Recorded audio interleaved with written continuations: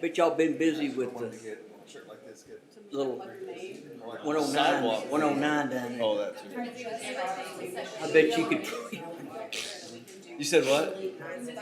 Oh, yeah. That's good. That's what we ask you to do. Stay busy. Trust me, right? Trust me. We Came may, back from something today and I feel like I've been running a race today. maybe we'll get you a bag of candy or something. Yeah, we might be able to find more of these. I got it in today and I said, I just can't. I gotta get me a handful and take it Yeah, to my brothers and sisters. and we appreciate that. We do. It's dinner. I picture they were in the waiting area in the Troop Municipal Court, and you just. Yeah, right? Yeah. Hey, let's try to be done around 7:30. We got a hockey game on tonight. Today? Maybe 7:15-ish. 7 would be perfect. Y'all really watch that? That's up to y'all. Yeah, I know. Y'all like hockey? Well, this is finals, though. Oh, this is Stanley Cup? Yeah, Stanley Cup. 45 seconds. Let's And get this is ready to game go. 5. If Las Vegas Now, wins, did they you win.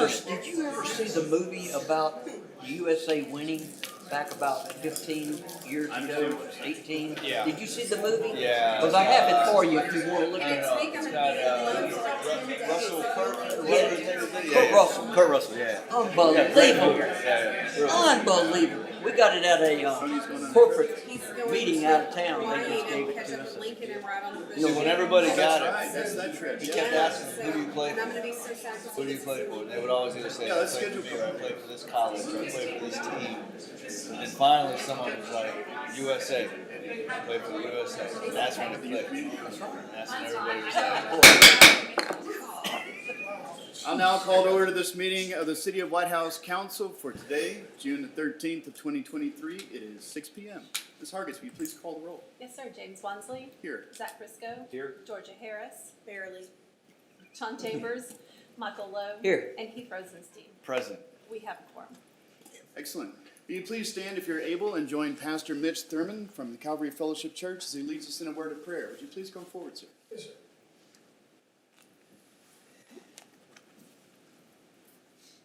All right. First of all, it's an honor. Thank you so much. So, Father, we come boldly before your throne of grace to obtain your mercy, find your grace in this time. Father God, thank you. You said, when the righteous are empowered, the people rejoice, in Proverbs 29, verse 2. We thank you for a council and for a mayor that desire to have your presence, desire to have your anointing, desire to hear your wisdom, to direct them, to guide them in the decisions and the discussions that they must have. So, Father, we come to you now and we ask according to the book of James, we ask that you give them wisdom. You said if we ask for wisdom, you will give it to us and not hold it back. So we come to you tonight in the wonderful and mighty name of Jesus and ask that you guide them, direct them powerfully in Jesus' mighty name, and bless those that are here tonight to do their civic duty, to be a part of this, that their questions would be exactly what they need to be, that this council could make the decisions that are based off the direction you want it to go. We ask in Jesus' name, and all of us said, Amen. Thank you. Thank you, Pastor. Thank you, Pastor. Please join me in the Pledge of Allegiance. Pledge allegiance to the flag of the United States of America and to the republic for which it stands, one nation, under God, indivisible, with liberty and justice for all.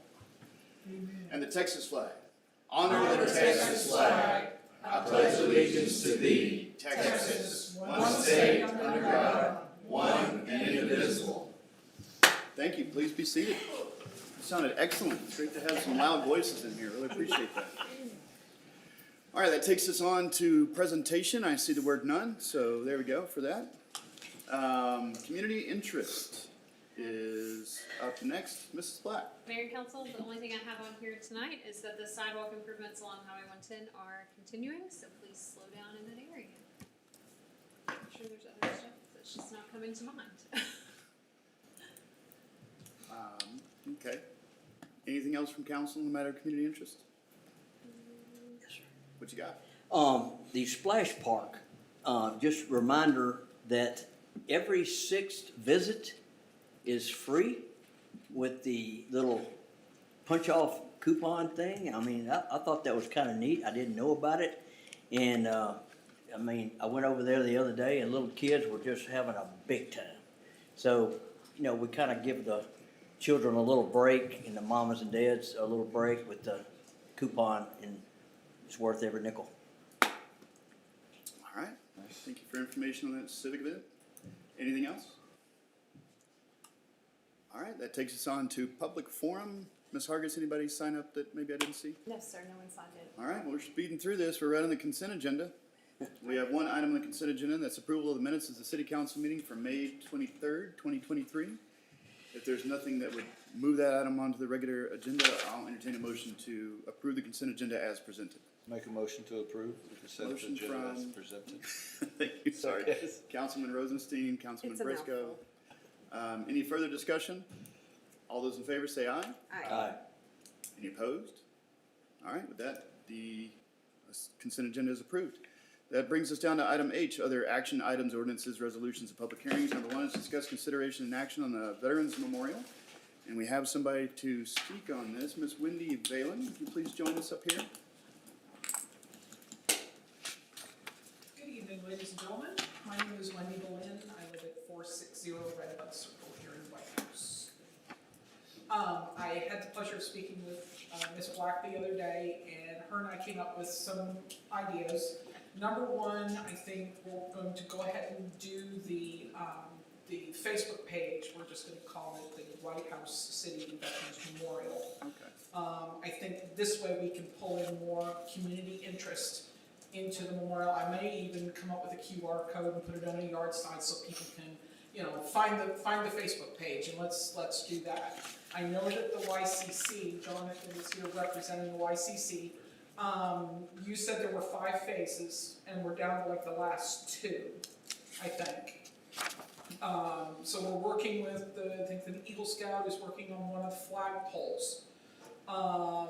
And then I think what's left is like the electrical and things like that. So if there's money that needs to be raised, we just need to know how much so we can get out there in the community and start pushing for, you know, we need donations and things like that to get the things done that we need to do. Yep. We would like to see in the future the possibility of figuring out how to raise the funds to actually surround the base of the memorial in some form of marble or something like that. Down the line in the future, I think just leaving it as a cement base, it just looks unfinished, and maybe with a plaque of some kind along that line. And then I know that we'll deal with the plants and flowers and things like that down in the future. And then we're going to have a gathering this Veterans Day in November. So we're gonna, the first week or so of August, we're going to get a committee together. Apparently I'm going to be the head of the committee. I got volunteered, so there you go. And we'll work on that. And then next Memorial Day, because we have a year to plan, we want to bring in the miniature traveling Vietnam Memorial Wall. I think it will fit perfectly in that park. We can get with the Saturday morning farmers market people. They've got an in with all the vendors, so we could have vendors, maybe food trucks. I mean, it's still a year away, but I've got to get us on the list for trying to get this traveling memorial to come here. Other than that, I think we had a very productive meeting, and a lot of questions were answered and things like that. I personally still think there's an issue with it being on private school property. Because it's private property, is there an issue with the community coming in, walking on the property, visiting the memorial, because it's considered private property? So I think there needs to be some kind of clarification on that piece of property and that corner. You know, that's my only issue, is that it's considered private property. So anything that we do, like putting out flowers for Memorial Day, this requires getting permission from the school district and doing all these things. There's a lot of hoops that you have to jump through to be able to do something at the memorial that's supposed to be for the community. Yeah. So that was my only issue, was that. That's a good point. Yeah. Did you guys also talk about the maintenance of it, like the lawn? I believe the school grass. district is handling that. They will be mowing every Monday unless it's a holiday. Holiday. Good. Mhm. All right. Good. Yes. I would like to entertain somehow youth council or us to reimburse you for all the expense that you went to, for the flags and all that. I wish I want to do this somehow. Well, I think I know if you we did just it. continue it, and I know. and our Mr. Mullins and I's plan is as each flag kind of rips and tears, we're just going to go and purchase another flag and just replace it I know. in that way. And then what we want to do is we want to change out the PVC pipe to a heavy conduit metal pipe, the large, thick, heavy one. Drill holes through it, put the eye hooks in there so that the flags look a little bit more presentable versus the PVC pipe and the lovely zip ties that I have out there. You know, that's what I could come up with at the time when I was thinking off the top of my head. So, I'll tell you, the memorial has come a long way though from when it first started and the way it looks now. oh, they did a beautiful job. It's Miss a Wendy, progression. Yeah, it's progression. We really appreciate you in doing all that, and it's just me, but $185, $190. I wish we could somehow. Well, You as know, long as we can I keep know. it going, I mean, you know, It's just a happy- always been an honor to do it, and I know it and is. I appreciate Dr. Moran allowing me to do it so many years ago because it was private property for me to say. Just phoned him and I just said, would you be okay if I put out these flags? And I've been doing it for about 14 years. I mean, he's allowed me to do it for a long time, and I really appreciate the school district and because they are, you know, we are a community, and that's part of it. Yeah. Yeah. Yeah, absolutely. Well, the flags are just a wonderful addition.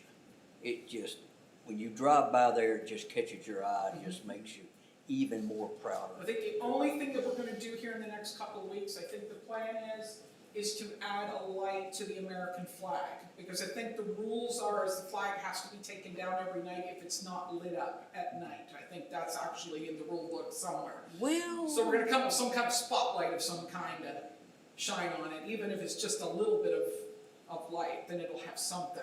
Right. Yeah. Is that not something we could add to our budget for next year to put some operating cost in to keep the flags up and lights and poles and? I usually change them every year, twice a year, because they don't last very long with our wonderful weather the way that it is. So usually right before Veterans Day and right before Memorial Day, they'll get changed out. can you get better ones, Miss Wendy? I Can you- can get better ones, we can get double-sided ones, but they will cost more than what I have been, because you're gonna go from like $25 a flag to probably $50 and $60 a flag, because they'll be double-sided and things like that, be a tougher flag. So if that's what we wanna do, I can look into that and get you that information. Of course, the people whom the monument's for pay the big That's right, cost too. that's right, You know, it's just, yes. yeah. Yeah, so thanks for moving this forward. This was exactly the vision of this whenever it was brought forward. The school said, feel free to use it for public access. Okay, And then the projects that come forward, they go through the city, but they are, like you said, they're approved by the school because that's long-term, that's the school property.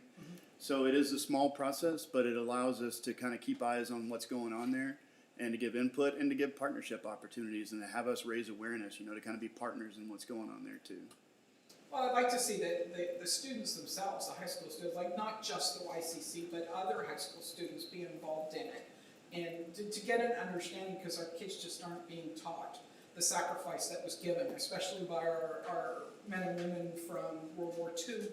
We wouldn't have the freedoms that we have today if it wasn't for them.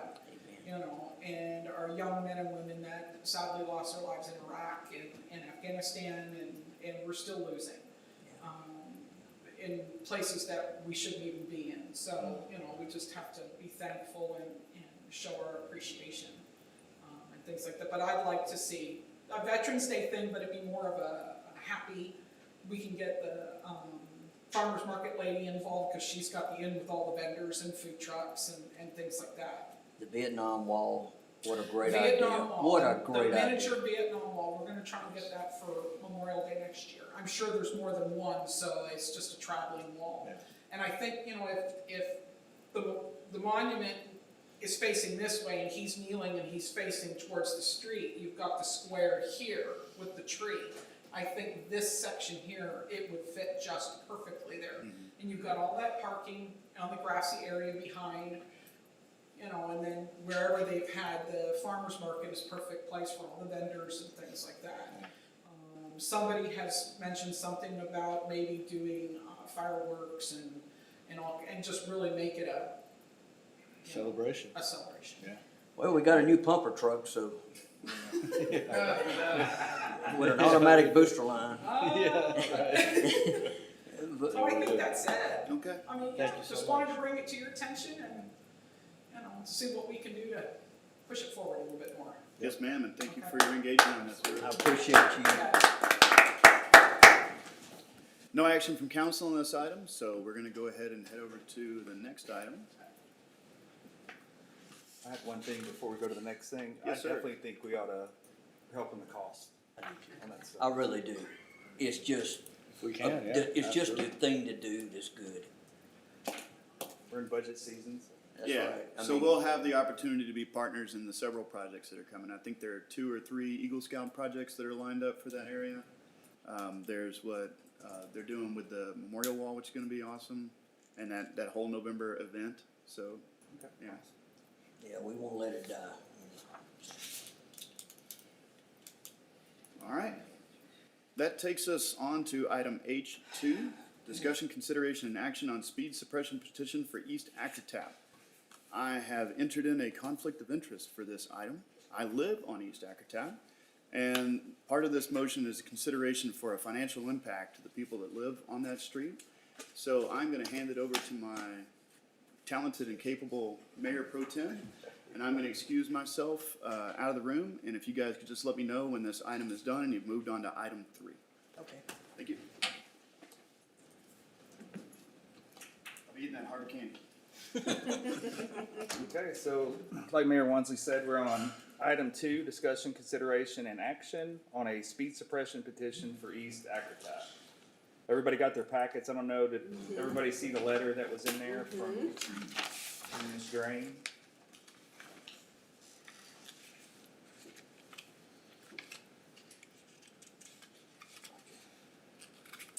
So Leslie, you wanna Sure. bring us up to speed here? So, council, as you saw in your packet, we received this petition from the residents on East Acker Tap. Here's kind of a visual representation. The check marks indicate those that signed the petition that was presented to the staff.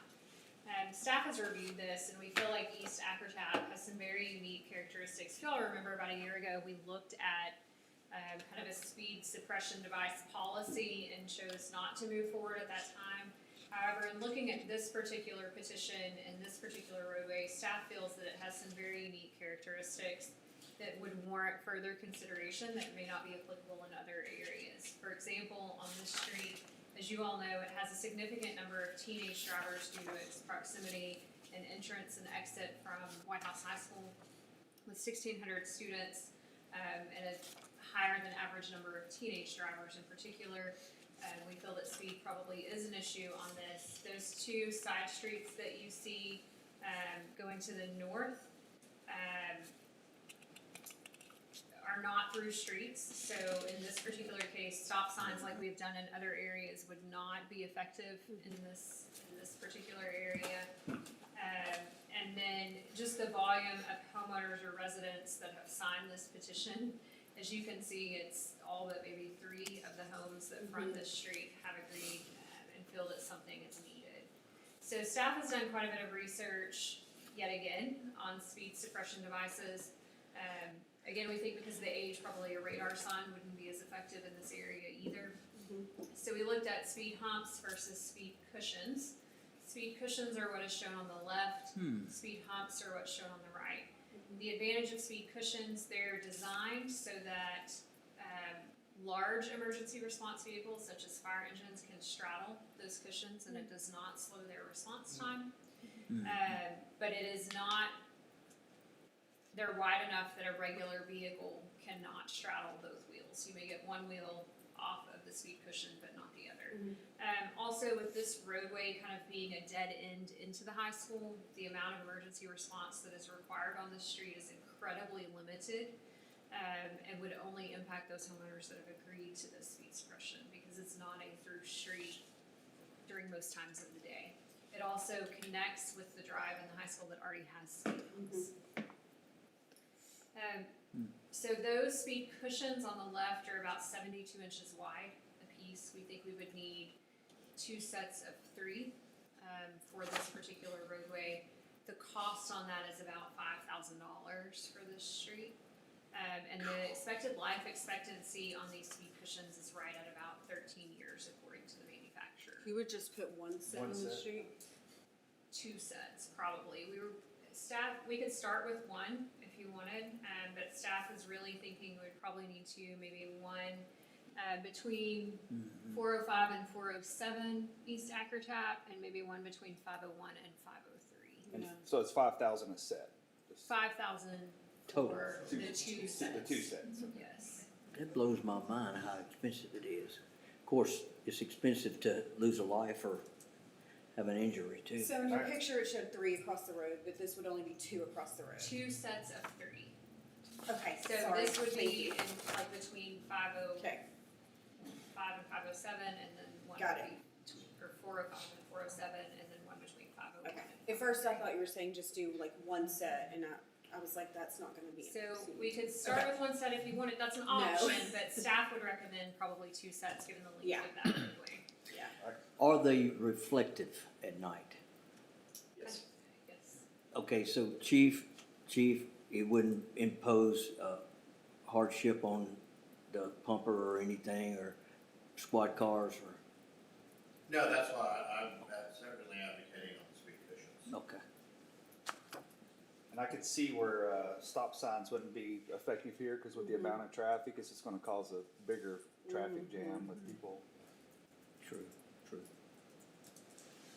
Well, speed's a big deal. I mean, somebody really went to a lot of good effort to,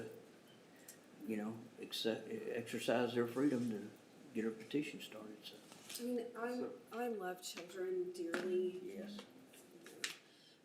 They are crazy in the mornings because we live really close to Main Street, and sometimes turning left if I have to during their traffic, I'm like, "What are you doing, seriously?" And so I know this road well, trucking kids up and down it, and they do go crazy. It is houses, it is kids, it is old people, it's cats.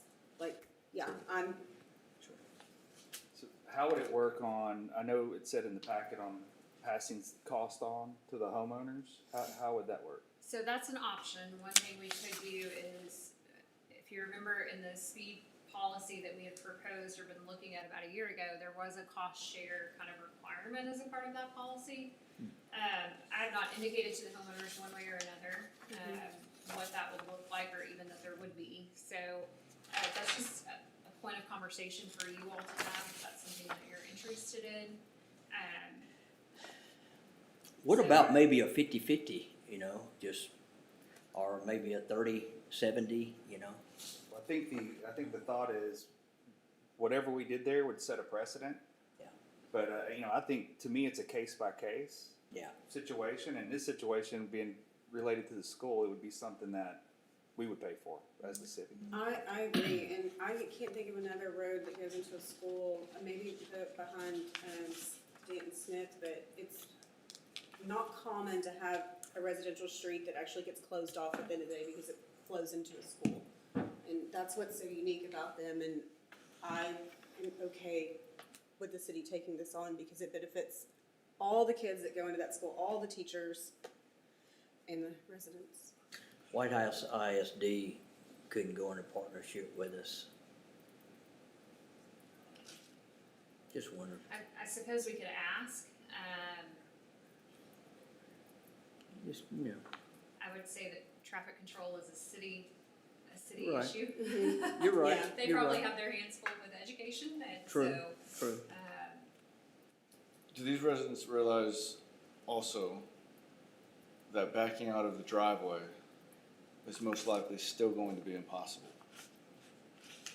I just wanna make sure that one point is taken care of, because speed bumps are not gonna take care of that. There's always Yeah, gonna be a line. you're right. It's always gonna be an issue. That's a good And point. 2, how long have these, I don't know the dates on these houses, I don't know if they were built in the 70s, 60s, 80s. How long has the high school been there? Like, how much longer have the houses been there compared to the high school? yeah, the houses were there first. Yeah, the school was done in 2004. The houses were probably in the 80s. 80s. Yeah, it was dead end. And it was always dead-ended. And did they have to pass some type of resolution to open that road to the school? Or was that something that was just done? And the homeowners at the time didn't have any say in it? Did they have say in it? Do we know? I don't know. I would say I no, don't probably recall not. there ever being any type of say in it. I literally remember all of a sudden that road was connected to the high school.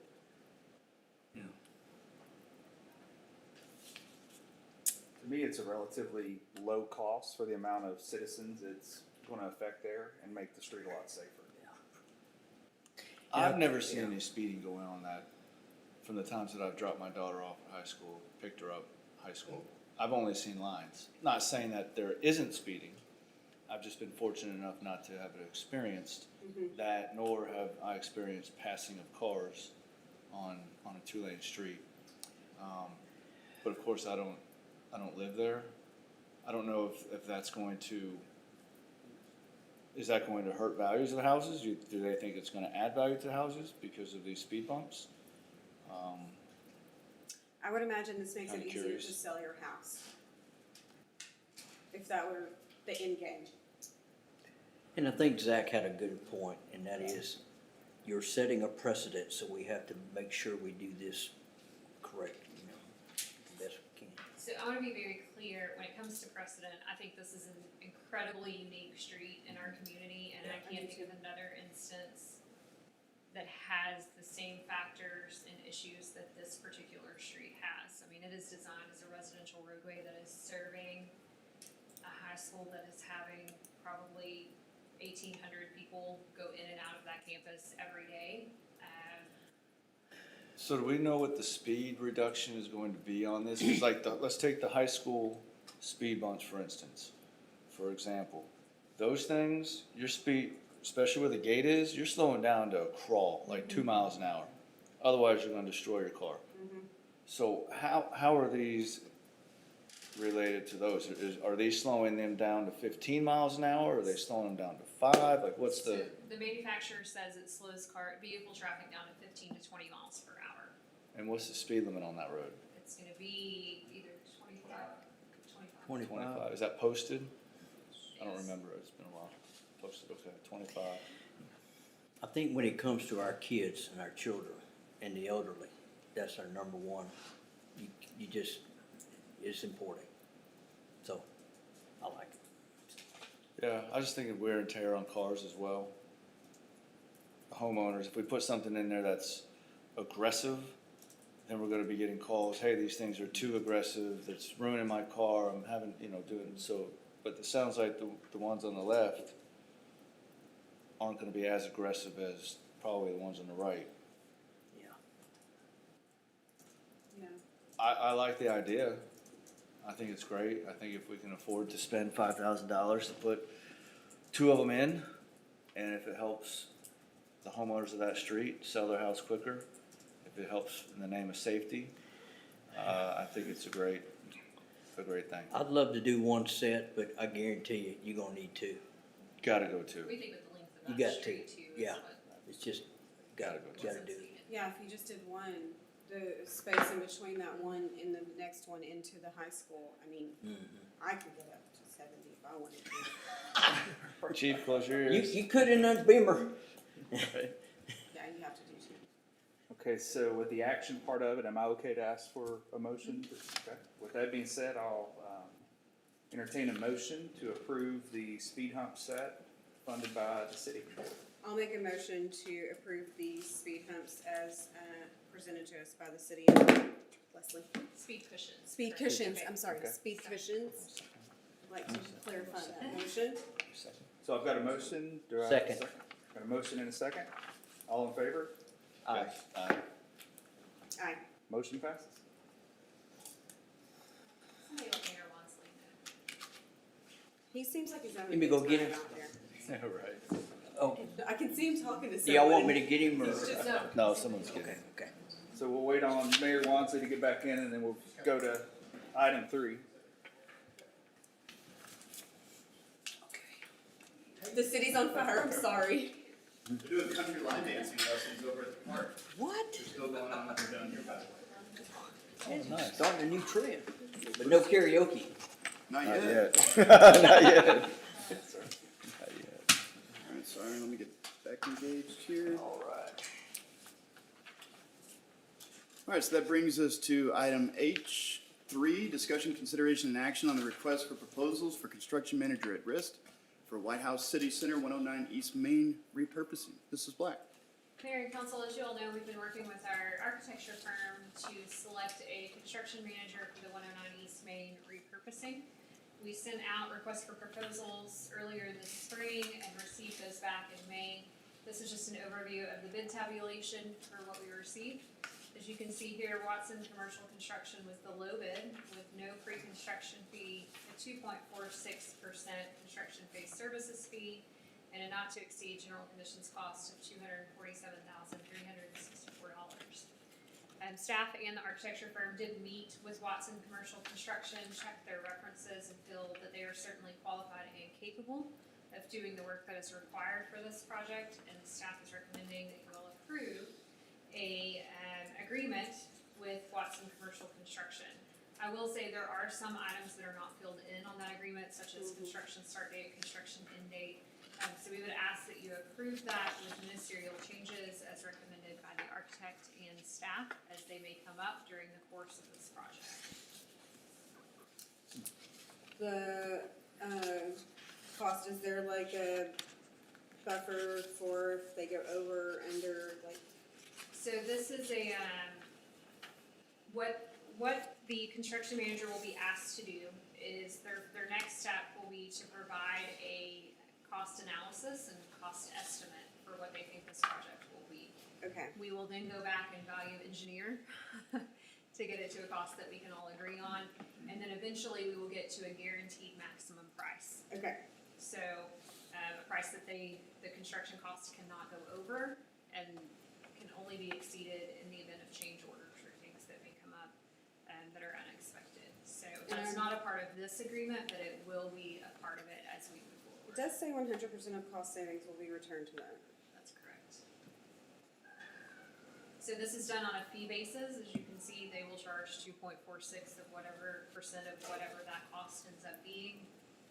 So you negotiate that rate now, and that way cost savings are returned to us. You mentioned references. Yes. Did you have some experience with them, or?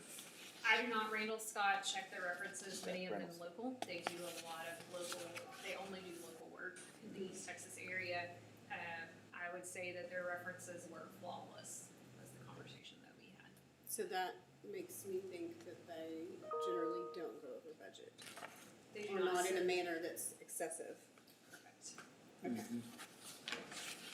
And they have like projects, they have something similar to what we're doing here, a remodel. Was that part of their portfolio? That's the next question, yeah, are they They just are building work d- sheds? They're currently doing a community center project in Mineola that is Okay. wrapping up.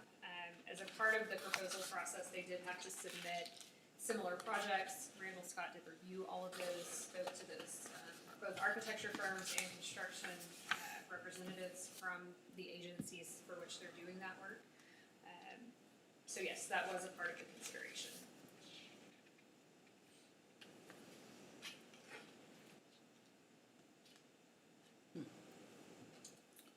So do you feel like their current volume, the work they have in progress right now, will be sufficient to allow them to start work on this project in a timely manner?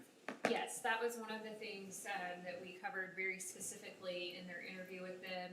They felt like they have some other big projects that are slowing down or coming to completion in about July, and felt like that would really open up some bandwidth for them. Whereas we felt like the two other firms that submitted did not have the same level of bandwidth. They have significant numbers of projects that are significantly larger than I ours. was just gonna say, for WRL, we would be like building a tool shed. Yeah, They're, True. they're huge. they're Yeah. massive. Okay. So the amount of work that they Okay. had and the significant cost and complexity of their other projects, we felt like we were better suited at Watson Commercial Construction. Where are they home officed? Tyler. They're in Tyler. Down on Deerbrook. Mm-hmm. But their site superintendent, I believe, lives here in Whitehouse. Oh, okay. Wow. So you're asking for us to approve making them the, construction manager, but you said something else. So my recommended motion would be for the council to authorize the city manager to execute an agreement for a construction manager at risk and allow for ministerial changes as deemed necessary by the architect and staff. Okay. So it may be slightly different than what's in the packet. It but- is a I'll make the 10. motion, I got it right here, so. I'll make the motion to authorize the city manager to execute an agreement with Watson Commercial Construction to serve as the construction manager at risk for Whitehouse City Center 109 East Main repurposing project with the option of pending changes that could be approved by the city manager. Okay. Second. All right, I have a motion and a second. Any further discussion? All those in favor say aye. Aye. Any opposed, say no. All right, with that, the motion passes and we have a construction manager at risk. Thank you, staff, for all your work on this. This was a lot. Appreciate it. It seems volumes of text to go through. So thank you for that. All right, with that, speaking of volumes of text, number 4 is the discussion of the fiscal year 2023-24 budget and tax rate. Is this you, Mrs. Light? You Yes, taking sir. this one? All right, let's do it. Mayor and council, tonight we're going to do a quick overview of the general fund. The largest portion of general fund revenues is property taxes, and we do not get those certified numbers until July 25th. So we're going to walk through this as best we can, understanding that we are very early stages in this process. So just to kind of rehash yet again, we kind of went into this process with 4 fiscal goals, one, reducing the overall tax burden for our businesses and homeowners and property owners, increasing the funding contribution to the Economic Development Corporation, making sure that we are recruiting and retaining our key personnel, and finding sustainable ways to fund and maintain our infrastructure. The major projects that we have either in progress or planned for the 2023-2024 fiscal year is to continue our work on park planning and implementation. Of course, our community center that we just discussed, some process improvement, understanding that with our community center construction and future city hall construction, we want to make sure that all of our processes are as smooth and easy as possible for our citizens, whether they're wanting to do that in person or virtually. Again, economic development, and then infrastructure vitality. So as you all know, we kind of do a first pass of our general fund budget, particularly concerning heading into this year, our police recruitment and retention, making sure that we have a good plan for spending on our American Rescue Plan Act funds, and then again, increased efficiencies for both our citizens and our staff. So included in your packet was the line item budget as it stands today. We did increase our sales tax revenues based on what we've seen over the current fiscal year. We have created a separate department within the budget for development services. We feel like with the volume of development that we've had going on in the past couple of years and where we see that headed over the next several years, it was prudent to go ahead and create a separate department for development services. Understanding what that means with our staffing plan going forward, we feel like that's a good cost center that we need to be tracking separately. Again, property tax, our certified rolls won't be received until July 25th, and our final tax calculation rates will not be complete until early August. So we have not made any changes in this budget that you have in your packet for property tax revenues. I do have a general idea of what those revenue increases will look like based on what kind of rate, and we'll talk about that in just a little bit. It does not include, again, those things that we refer to sometimes as our new projects or increases in programming. We really start with what do you need to maintain operations as they are today, and then we'll see what we can add on as we get through this. So it does not include changes in compensation, insurance rates, solid waste and recycling rates, property tax revenue, property auto liability insurance rate changes, fleet and IT contract increases. So a lot of those insurance rates we can't get until 60 days out. And then the others we are continuing to work through as we go through this process. We have received preliminary property tax numbers that show a 23% increase in appraised values over the prior year, $46 million in new construction. As we all have discussed, looking at doing a sales tax reallocation election to reallocate more funds towards economic development and possibly allocate funds specifically for infrastructure vitality. One thing to keep in mind, while we know that all of our property owners in town are impacted by inflation, so are city services. The cost for our supplies and materials has gone up as well. And then any departmental budget requests that do not impact one of our fiscal goals will be a lower priority than some of the others. Tax rate terminology, again, we are a government agency, so we do love our acronyms. So M&O is the portion of the tax rate that's dedicated to funding municipal maintenance and operations for general fund activities. INS refers to the portion of the tax rate that's dedicated to paying off debt. The no new revenue rate is a tax rate that would result in generating the same amount of property tax revenue as the prior fiscal year, not accounting for new construction. And the de minimis rate would generate an additional $500,000 in property tax revenues. Voter approval rate is the tax rate that would generate a 3.5% increase over property tax revenues for the prior year. This is what those numbers look like based on our preliminary values. Staff has really taken a hard look at this, and when we talk about compensation in just a minute, you will see why I'm recommending that we take a hard look at going to the de minimis rate in the next fiscal year. That will result in about a 4-cent property tax rate reduction over what we have now. And a lot of that is attributable to all of the growth that we have had in the new construction.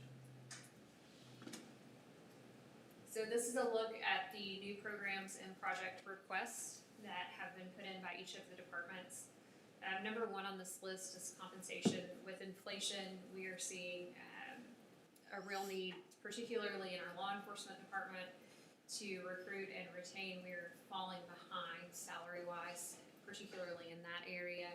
Staff is going to be recommending that we spend about $300,000 in police department compensation increases over what we have now. That will take our starting base pay from about $46,000 for an officer to $55,000 a year. That is currently about what the county pays for a starting deputy. There are agencies, larger agencies in our area that of course are paying more. And I will not say that compensation is gonna fix law enforcement recruitment or retention, because it's just not. There aren't enough people going into that field to fill the positions. However, we have to do something to make sure that we are paying our people fairly. And that goes across all departments. We're seeing a need to make sure that we're being competitive with the private sector as well. The ISD has requested an additional SRO, which would take their school resource officers from 3 positions to 4. That current agreement is that they reimburse us for 75% of those costs while our officers serve as school resource officers. The next one is timekeeping software. So right now our public safety departments have been doing paper timesheets, and you can imagine managing all of those shifts on paper timesheets and the amount of time that they spend getting our staff scheduled and getting the timekeeping accurate and paying them appropriately is quite cumbersome for both Jennifer and the rest of our department heads. We are recommending adding a permit tech. We've talked about some of the staffing things that we'd like to do and some of the changes and shifts that we would like to make. Right now, Susan basically serves as the planning and zoning director, the city secretary, the EDC. She does a significant amount there, and then also does a lot of the permit tech work. We feel like we could create a position, and this is including benefits. This is not just salary, that's salary and benefits for that position. That we could get somebody in there doing that much more cost effectively to free Susan up to do some much higher level projects and things that we really need her to be working on. Changing one current firefighter position to a lieutenant position. This would allow us to have three lieutenants, so we'd have a lieutenant on each shift, which is something that we're lacking right now.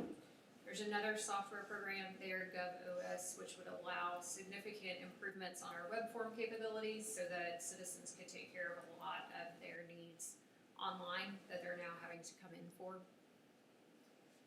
And then City Tech software is a permitting software. Susan has been looking through, she's probably gone through half a dozen softwares, trying to find a way that our developers, builders, contractors could submit for permits online, that we could track that process online, that we could track those reviews through different organizations. It's not just internally, as you all know, we have external engineers and inspectors that we work with closely, and so running all of those things down would be significantly improved. I think it would also improve the process for our developers and builders. Our external customers would see a great improvement and be able to see that information much faster. I have a question on that one. Would it apply to people that are getting permitting for fiber as well? Like, would all of those fold into there? Most likely, yes. Okay. So it's able to wrap around like whatever process or whatever forms we have, I suppose, right? Maybe. That one seems like it would be the most complicated one. Don't hold my feet to the fire on right of way, but I think we could make it work. Okay. And then the next item, we have some, as you all know, we have dog kennels out at the wastewater treatment plant. We have some required repairs that need to be made. We have to have a veterinarian. It's inspected every year, and there's some things that we need to do out there to get that into compliance. The police department's still kind of running down what those costs will be on that. And then the police department has been notified that they have received a grant to replace our motorcycle for traffic enforcement. Oh, wow. And so there will be some costs for the equipment needed for that motorcycle. So that line right there kind of indicates what I think we can reasonably expect to fund if we adopt the de minimis rate. If we adopt anything lower than the de minimis rate, we will start having to move that line up and fund less programs and projects. So that's kind of where we stand, my best guess of where we stand based on the preliminary tax numbers here. I will tell you, everything on this list, you know, when we're going through this process, we call it our wish list, but there's nothing on there that is not a need. Deciding where that line goes and what order these projects goes is a tough thing to do. Because as you can see, nothing on there is pie in the sky. It's all things that are needed for our operations. But I think we can reasonably fund those things that are significant pain points for either our citizens or our staff. And then we have some opportunity on a couple of those things to use different funding sources. So we could use American Rescue Plan Act funds for some of those park projects, if those are highly prioritized through the parks planning process. Replacing some ticket writers and printers, that has the potential to be paid out of a court technology fund. So when someone pays a ticket, they have to pay a fee that goes into a court technology fund. So we continue to look at different funding sources and ways to fund those needs throughout the year. That's what I have for the budget. Staff's happy to answer any questions you may have. This is so minor. Could we not, instead of replacing the copier for a lump sum, just work with one of the local companies that you just do the monthly maintenance fee and the per copy fee? Okay, I just.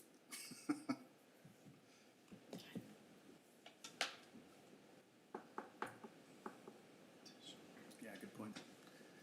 Anything else from council on the budget? So the motorcycle's a done deal?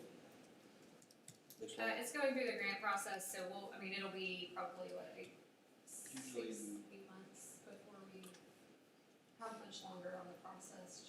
So we'll know, typically, it's June now, we should know within the next 4 weeks the final approval from the state, and then we can order it October 1st. That's such a great tool for enforcement of, men. I mean, they can be inconspicuous a lot easier than a patrol car, and that's a good deal.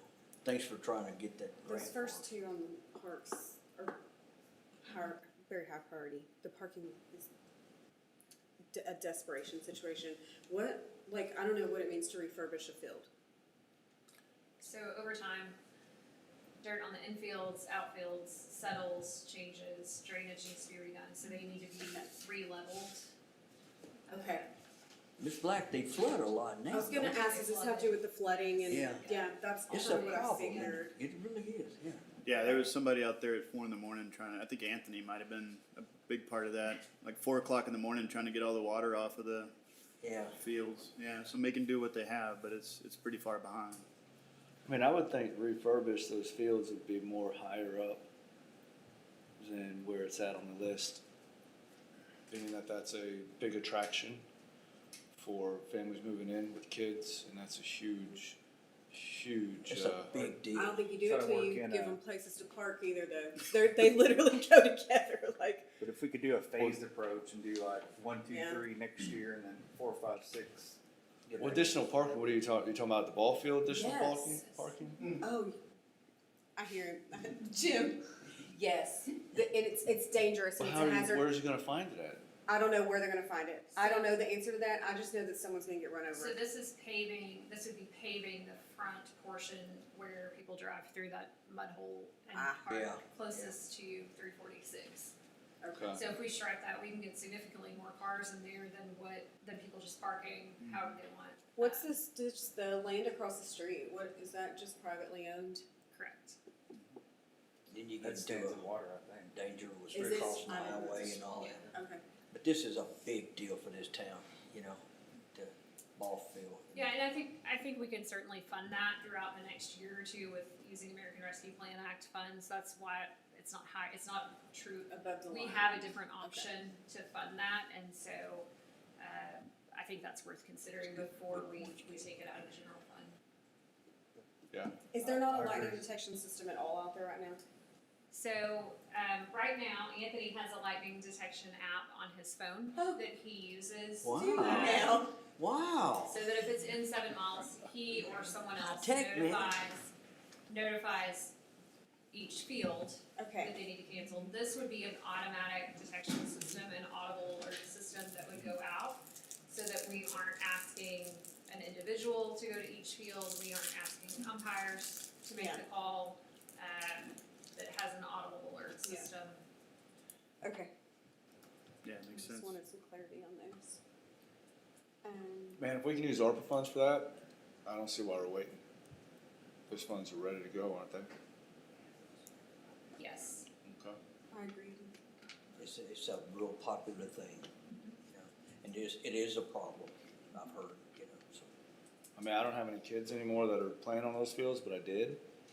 And it's just a huge need, and it was needing help back when they were playing. Yeah. So it's, Now, let me ask you, is the scoreboard working? Are they functioning? So, do you want me to put my parent hat on? Yes, Can I put ma'am. my parent hat on? Oh. So, scoreboards are probably nice for the younger kids. I will tell you, when they get to my son's age, they're all on Game Changer, which is an app on your phone, and they're watching it that way anyway. You gotta be So, kidding.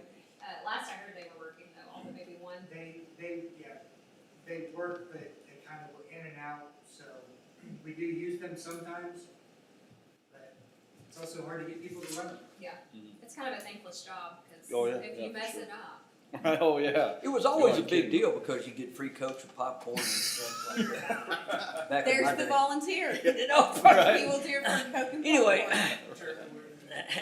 It's like most hated. never say never. umpires, scorekeepers. Yeah. Okay. For the record, I agree. I think we gotta figure out how to get those Okay. upgrades done. I think it's a reason people move here. Like, I think it's a real asset that we have, so. Yeah, it's real close too. I mean, and Yeah. the fields are really nice. They are. It's a good location. It is. If we can do that quicker than not, So I think based on some That'd be other great. conversation that we need to have tonight, staff will work on firming up those quotes. Okay. And maybe come back to you with a real plan on allocating and dedicating those ARPA funds, which is something that we need to do anyway. And kind of move forward. We do have a separate ARPA fund as a part of our fund accounting, and so that will be a separate budget that we can approve. Just like we go through the general fund, utility fund, we have an ARPA fund that we can consider those projects and kind of rack and stack them there. so again, the scoreboard's okay, we're in good shape. Score. Okay, I just wanna I make thought you sure, said I've heard That's some right. rumblings about that too. It's, Calling them out. Are they okay? the main thing is, in all honesty, is getting people to run them.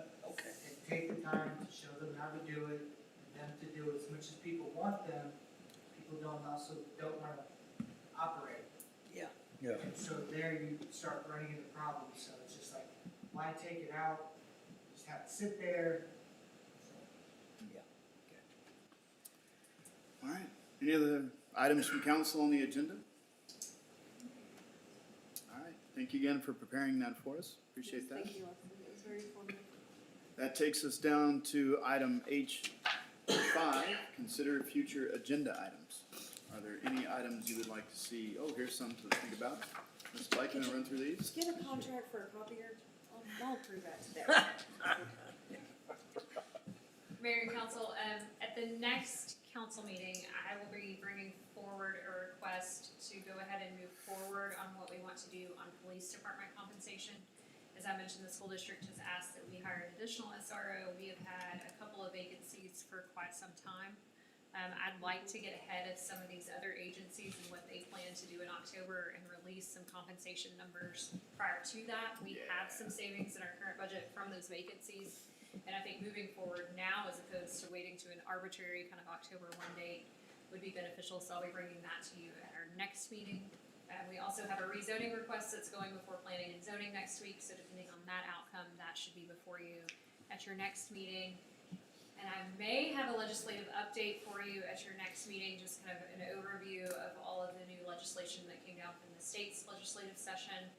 If I can get it pulled together, it'll be at your next meeting, if not, it'll be at the one after that. Yeah, they were busy this year, weren't they? They were, I think, the summary of all the bills that affect cities is 77 pages, so it's a summary of bills. Has anything happened with the reduction in the speed limit in front of Brookshire's? Are we still kinda, The sign is in the correct location. so we're in good shape? That's where they agreed to put it. Okay. Anything else you want to see on a future agenda? All right. We'll move on down to item I, executive session. We have one this time, so I'll go ahead and read through this. Pursuant to Chapter 551 Texas Government Code, the City Council reserves the right to convene executive sessions from time to time as deemed necessary during this meeting. City Council may convene into executive session to discuss any or all of the following topics: pending or contemplating litigation, or seek the advice of the city attorney pursuant to Section 551.071, possible purchase, exchange, lease, or value of real estate pursuant to Section 551.072, personnel matters pursuant to Section 551.074, economic development negotiations pursuant to Section 551.087. What we will be meeting on is pursuant to Texas Government Code Section 551.072, City Council will convene into executive session to discuss the purchase, exchange, lease, or value of real property for future park development. The time is now 6:56, and we will convene into executive session across the breezeway there. We'll be back soon. Jim, just think about it.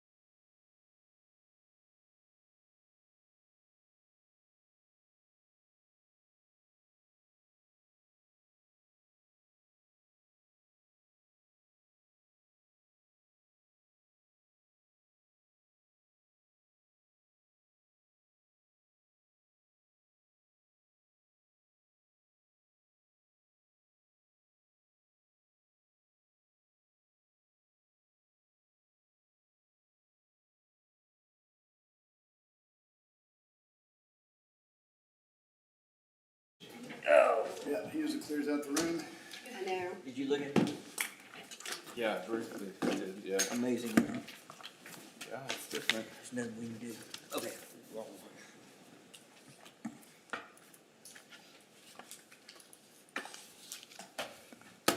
Oh, 1 second.